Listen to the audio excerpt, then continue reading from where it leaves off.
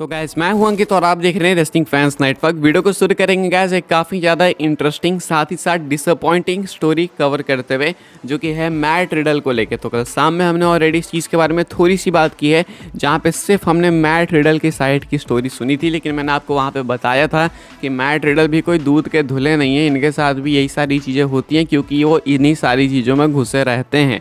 तो हुआ क्या था, मैं आपको थोड़ा सा ब्रीफ एक्सप्लेनेशन दे दूँ एंड अभी क्या हो रहा है वो बता दूँ। तो एक्चुअली मैट रिडल JFK करके किसी एयरपोर्ट पे थे, जहाँ पे कि उनके साथ हैरेसमेंट हुआ एंड उन्होंने प्रॉपर इंस्टाग्राम पोस्ट बना के एक ऑफिसर की फ़ोटो भी शेयर की। उन्होंने कहा कि मैं बहुत ही अच्छे से रहता हूँ लोगों के साथ, तो लोग मेरे साथ गलत करते हैं एंड इसने मेरे साथ हैरेसमेंट करी। अब सुन के काफ़ी वियर्ड लगता है कि भाई ऐसी चीज़ें हो रही है, तो काफ़ी सारे लोग मैट रिडल का साथ देने लगे, लेकिन मुझे लग रहा था कि कहीं ना कहीं कुछ गड़बड़ होगी। तो अभी पूरी स्टोरी निकल के सामने आ रही है, जिसमें बताया गया है कि जो मैट रिडल थे वो नशे के अंदर थे। तो देखो मैट रिडल नशेरी, अगर आपको नहीं पता तो मैं बता दूं, एंड ये हमेशा हाई रहते हैं, कभी ड्रग्स पे, कभी इस पे, कभी उस पे। तो इनकी बातों को सीरियसली लेना मैं तो बिल्कुल नहीं चाहता हूँ एंड कोई और ले मैं वो भी नहीं चाहता हूँ, क्योंकि इनकी बातों में मुझे आधा ज़्यादा बकवास ही दिखता है। तो इसलिए मैंने कल भी बोला था कि कहीं ना कहीं कुछ गड़बड़ होगी। एंड रिपोर्ट का कहना है कि मैट रिडल एयरपोर्ट पे नशे में थे एंड वहाँ पे वो केओस कॉज कर रहे थे, यानी कि ड्रामे कर रहे थे, ऑफिसर्स को दिक्कत हो रही थी। तो जब वहाँ के ऑफिसर्स ने थोड़ी सी सख्ती बरती, तो ये अपनी WWE आइडेंटिटी का यूज़ करना चाह रहे थे कि मैं तो WWE रेसलर हूँ, तो मुझे जाने दो एंड ये वो। हालांकि इन्होंने जो केओस कॉज करा है वो एक्चुअली जो है काफ़ी डिस्टर्बिंग था वहाँ के ऑफिसर्स के लिए, साथ में पूरे एयरपोर्ट के लिए। तो इसलिए इनको पकड़ा गया एंड शायद इनके ऊपर सख्ती भी बरती गई। एंड उसके बाद जब इन पे सख्ती बरती गई तो इन्होंने शायद रिवेंज लेने के लिए इस ऑफिसर की पोस्ट शेयर कर दी कि इसने मेरे साथ ऐसा वैसा किया है। या फिर इसकी दूसरी स्टोरी ये भी हो सकती है कि क्योंकि ये नशे के अंदर थे, क्योंकि ये हाई थे, तो जब लोग हाई होते हैं स्पेशली ड्रग्स पे, तो उन्हें पता नहीं चलता है कि मेरे साथ क्या हो रहा है। उन्हें छोटी चीज़ें भी बड़ी लगती है, जैसे उनको चांद भी दिखेगा मीटियोर की तरह कि भाई ये चांद थोड़ी है, तो धरती पे मीटियोर आके गिर रहा है। तो ऐसी छोटी छोटी चीज़ें भी उनको बड़ी दिखने लगती है, रस्सी उनको सांप लगने लगती है। हालांकि मेरे एक्सपीरियंसेस नहीं है, मैं बता रहा हूँ बस जितना मुझे पता है। तो मैट रिडल ने शायद इसी रीजन की वजह से उस छोटी सी चीज़ सुई का पहाड़ बना दिया, हो सकता है मे बी, क्योंकि एक्चुअली ऐसा कुछ हुआ नहीं था, काफ़ी सारे लोगों का कहना है। वहाँ पे ऑफिसर्स भी इन्वेस्टिगेट कर रहे हैं एंड WWE भी अपनी साइड से इन्वेस्टिगेट कर रही है।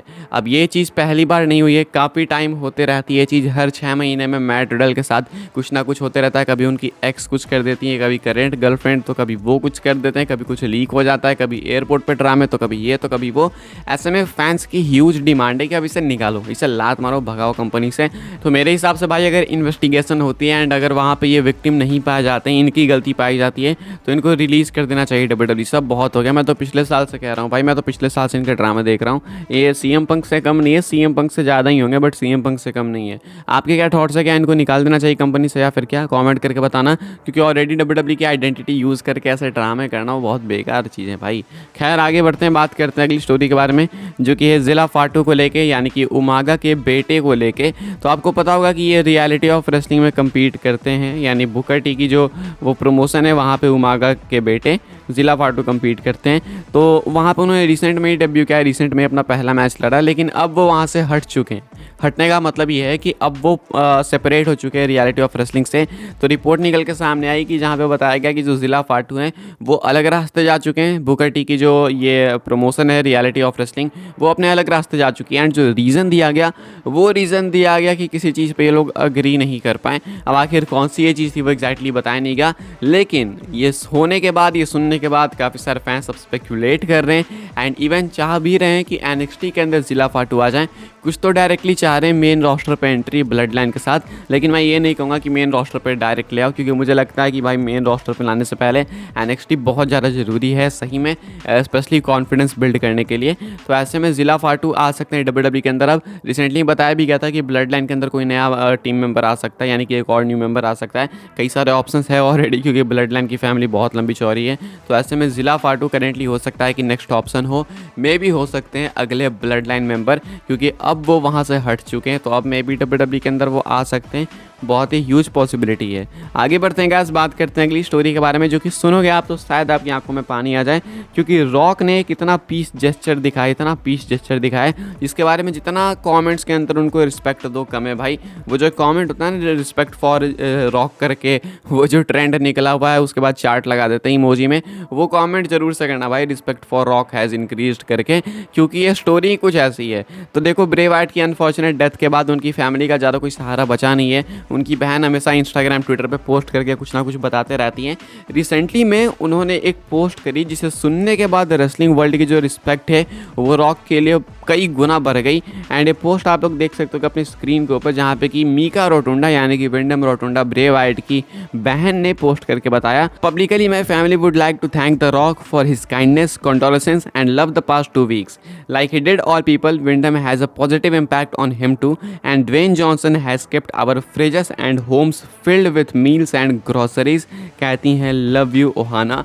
तो यहाँ पे इन्होंने कहा कि जिस तरीके से ब्रे वाइट का पॉजिटिव इन्फ्लुएंस काफ़ी लोगों पे था, उसमें से एक द रॉक भी थे। रॉक के भी काफ़ी वो दिल के करीब थे। एंड अनफॉर्चुनेट डेथ के बाद ब्रे वाइट की रॉक ने देखो इमोशनली तो सपोर्ट काफ़ी किया, काइंडनेस दिखाई, साथ में कंडोलेंसेस दिया एंड बहुत ही लव दिया, बहुत ही प्यार दिया।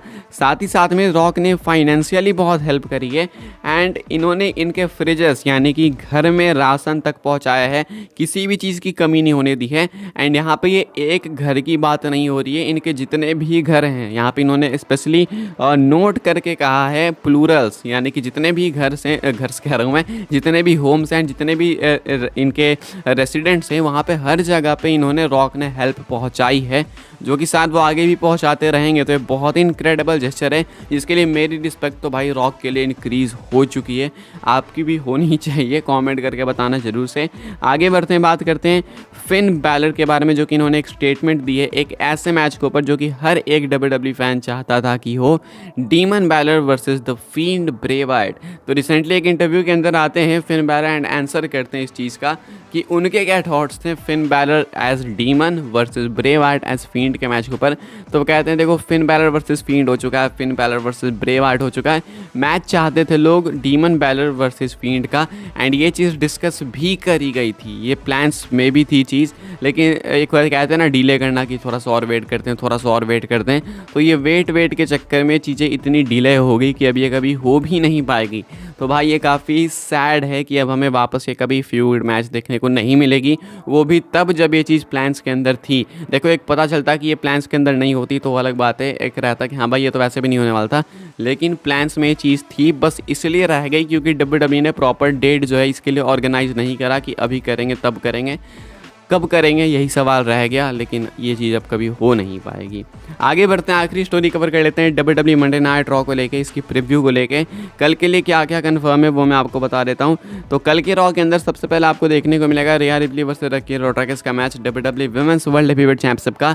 इस बार डोमिनिक इंटरफेयर नहीं कर पाएंगे क्योंकि वो बैंड हैं रिंग साइड, तो यहाँ पे रिया रिप्ली फिर भी रिटेन करेंगी ही करेंगी।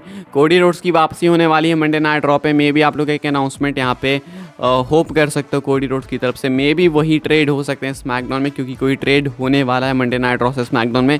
तो कल अगर कोडी रोड्स नहीं भी होते हैं तो कोई ना कोई शायद ट्रेड हो जाएगा स्मैकडाउन की तरफ। देन है intercontinental title record celebration Gunther का। तो यही कुछ है मंडे नाइट रॉ के लिए फिलहाल गाइस। आई होप से आपको वीडियो से इन्फॉर्मेशन मिली हो तो वीडियो को लाइक करना, शेयर करना, सब्सक्राइब करना। एंड कल शाम को 2 वीडियोस आई थी बैक टू बैक, तो वो भी जाके चेकआउट कर लेना, उसमें बहुत इंपॉर्टेंट अपडेट्स हैं। CM पंक को लेकर एक वीडियो है बहुत इंपॉर्टेंट, एंड उससे पहले वाली वीडियो भी देख लेना।